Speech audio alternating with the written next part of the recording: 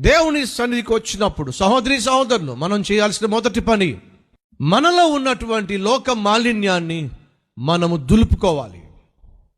దేవుని సన్నిధికి వచ్చి దేవుని యొక్క సన్నిధిలో ఆయన ప్రసన్నతను, ఆయన ప్రభావాన్ని, ఆయన పరిశుద్ధతను అనుభవించాలి అని అనుకుంటున్నప్పుడు మొదటిగా నువ్వు చేయాల్సింది విడిచిపెట్టవలసిన వాటిని విడిచిపెట్టాలి.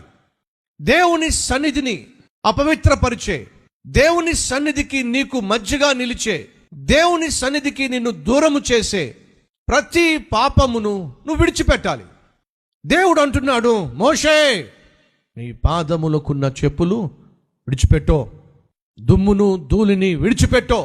దేవుడు నీ జీవితంలో, నీ జీవితం ద్వారా తన చిత్తాన్ని నెరవేర్చాలి అంటే, తాను నీ జీవితాన్ని పనికొచ్చే పాత్రగా వాడుకోవాలి అంటే, నీ జీవితం 10 మందికి ఉపయోగకరంగా మారాలి అంటే, మొదటిగా నువ్వు చేయాల్సింది నీలో ఉన్నటువంటి అపవిత్రతను, నీలో ఉన్నటువంటి లోకానుసారమైనటువంటి